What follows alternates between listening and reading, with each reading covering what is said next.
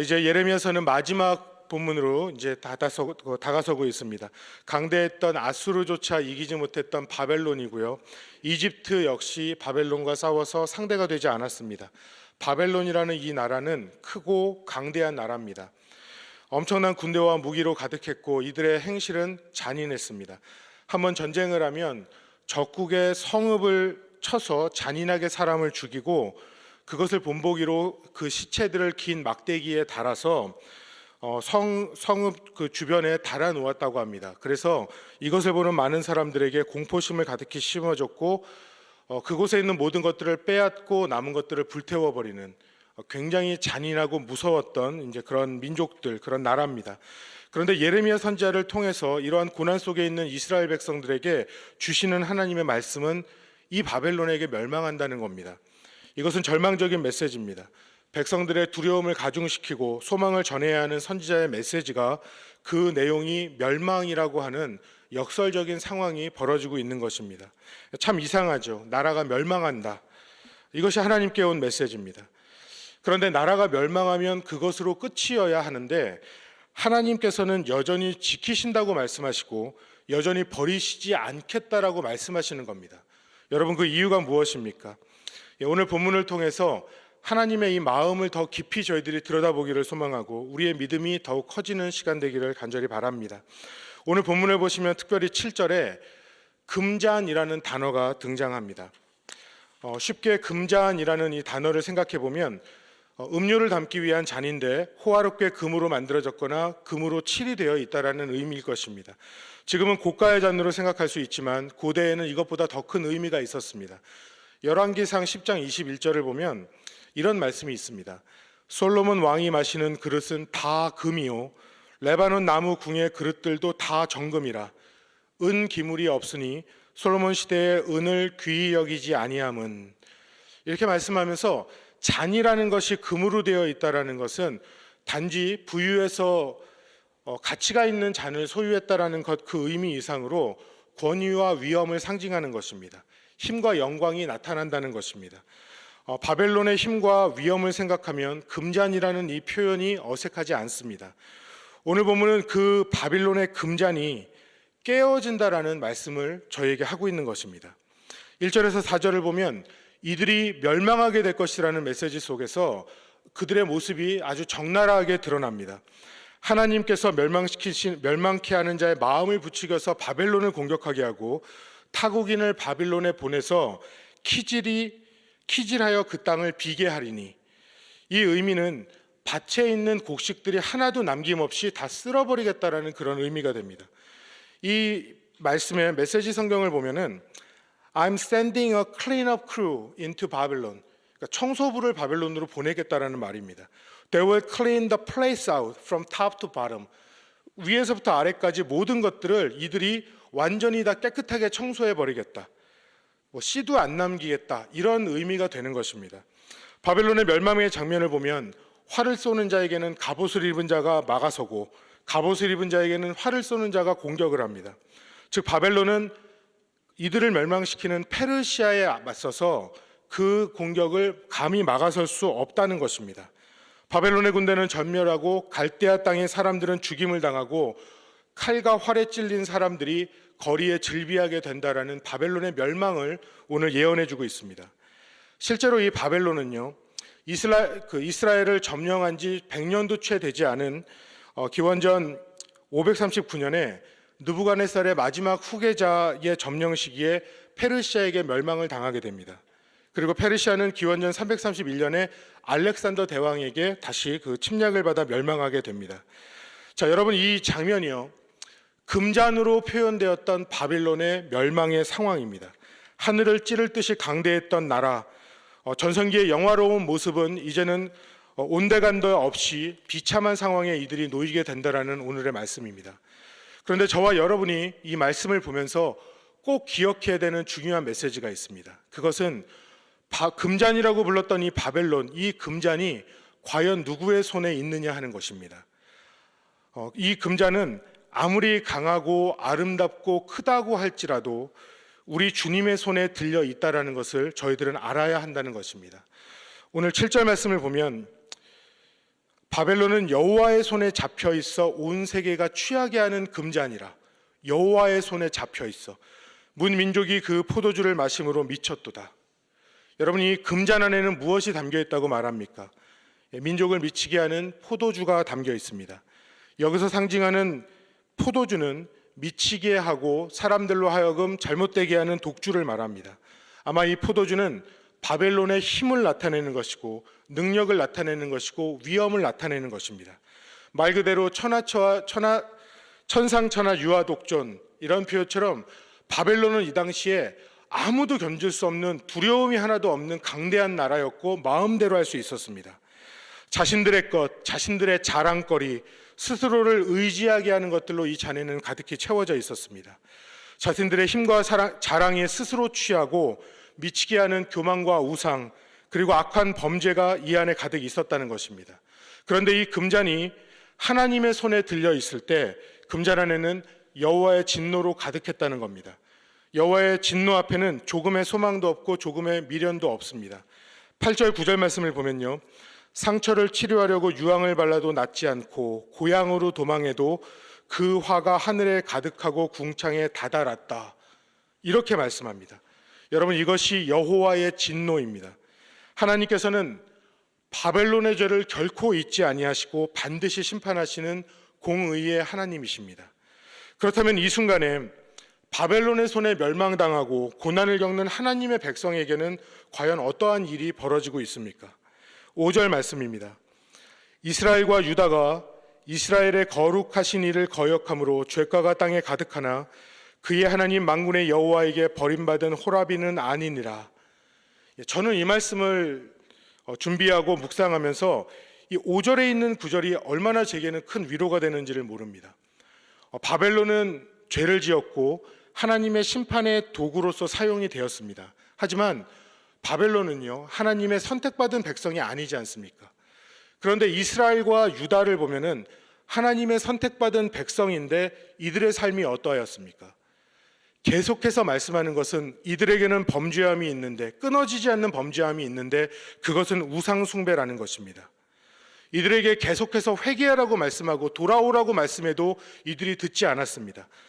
바벨론에 항복하라는 말씀에 이들은 애굽에 가서 그들과 손을 잡고 바벨론을 적대합니다. 하나님의 말씀을 거역합니다. 하나님 앞에 거룩함도 없고 주를 사랑하고 복종함도 이들에게는 없었습니다. 오히려 자기의 뜻대로, 자기의 힘대로 스스로 해결하라고 하면서 하나님의 뜻을 이들은 거역하였다는 것입니다. 오히려 바벨론보다 더 악한 것이 이스라엘과 유다였습니다. 이들이 마셔야 하는 진노의 잔은 바벨론보다는 더 크고 두려웠을 것입니다. 그런데 죄로 인하여서 죽을 자들, 그 운명은, 이미 죽은 자들을 향한 하나님의 심판은 하나님께서는 사랑을 통하여서 이들에게 나와오신다는 것입니다. 주님께서는 이들이 범죄하였고 돌이킬 수 없는 모습이었지만 하나님께서는 이들을 버리지 않으신다고, 이들을 내가 사랑하는 나의 민족은 내가 책임지고 내가 지키고 내가 사랑하겠다고 주님이 말씀하시는 것입니다. 여러분, 우리의 하나님은 사랑과 자비의 하나님이심을 우리가 알아야 할 것입니다. 이스라엘 백성은 열심으로는 최고였습니다. 율법을 지키는 행위로도 탁월했습니다. 그러나 마음의 중심을 보시는 주님 앞에 이들의 모습은 거짓되었고 위선되었습니다. 이들의 마음속에는 야망이 있었고 죄악이 있었고 숨겨져 있는 우상을 가슴속에 품고 있는데, 그것이 아닌 것처럼 행위로서 보호하고 있는데 우리 하나님은 그것을 보고 아신다는 것입니다. 그런데 이러한 소망이 없는 자들을 위해서 주님이 하신 일이 무엇이었느냐? 그것은 바로 주님께서 우리를 사랑하시고 결코 버리지 아니하시기에 주님께서 궁극적으로 하신 것은 예수 그리스도를 이 땅에 보내주신 것입니다. 다시 말하면 하나님께서는 하나님의 백성을 향하여서 결코 버리지 아니하시고 사랑과 자비를 부어주시는데, 궁극적으로 주님께서는 예수님 독생자를 이 땅에 보내어 주셔서 우리를 사랑하시는 그 사랑을 확증하시고 우리를 구원하심을 주님께서는 이루셨다는 것입니다. 이스라엘 백성의 모습을 보면 이들이 아무리 금잔으로 만들어지고 그 안에 노력과 열심으로 채운다 할지라도 주님의 손에 들려있는 그 금잔에 부어져 있는 그 진노를 이들은 막을 수 없는 것입니다. 여러분, 이것이 우리의 인간의 모습과 마찬가지입니다. 하나님의 율법 앞에 그 진노를 피할 수 있는 사람은 저희 가운데 아무도 없을 것입니다. 그런데 그 진노의 잔을 예수님께서는 어떻게 하셨습니까?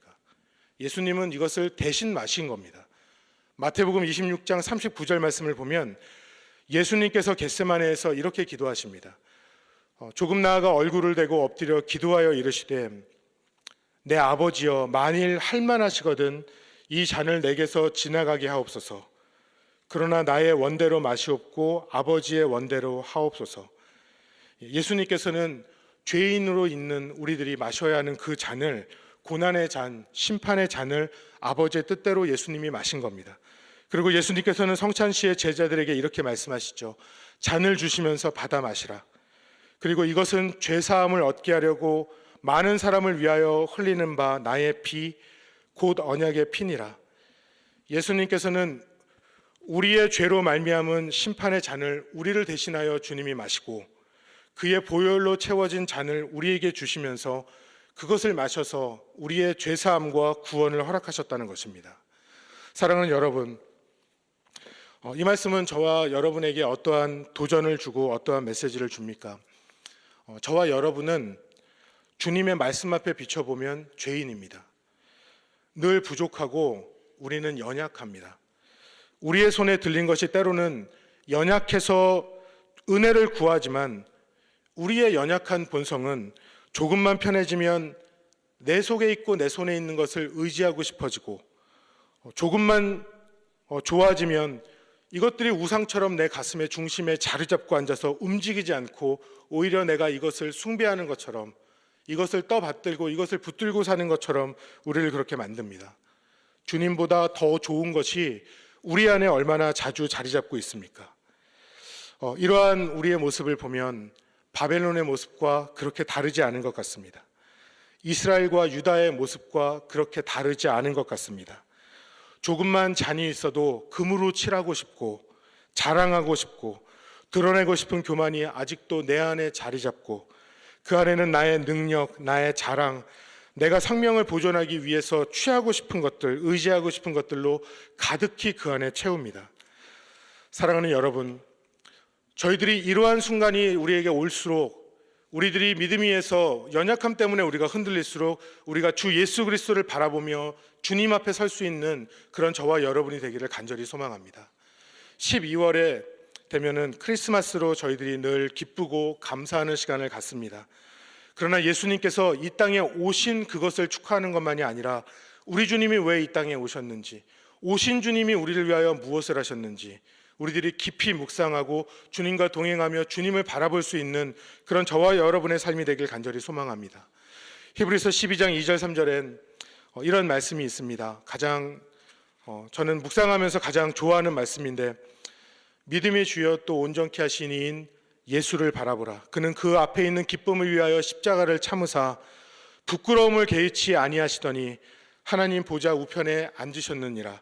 너희가 피곤하여 낙심하지 않기 위하여 죄인들이 이같이 자기에게 거역한 일을 참으신 일을 생각하라. 우리 주님 예수님은 저와 여러분을 살리기 위해서 부끄러움을 감히 당하셨습니다. 부끄러움을 당할 일이 없으신 그분이 부끄러움을 당하시고 죄인이 아니신 그분이 죄인처럼 끌려가시고 고난을 당하시고 아픔을 감당하셨습니다. 그리고 주님은 진노의 잔을 마시며 결국에는 십자가의 구원을 완성하셨습니다. 사랑하는 여러분, 때때로 우리의 삶에 이유를 알 수 없는 고난이 찾아옵니다. 그 순간에 우리는 십자가의 고난을 당하신 우리 주 예수 그리스도를 기억할 수 있기를 간절히 바랍니다. 때로는 우리의 죄로 인하여 아프고 수치스러운 순간이 우리에게 찾아와 고통스럽고 우리를 힘들게 하는 순간이 있습니다.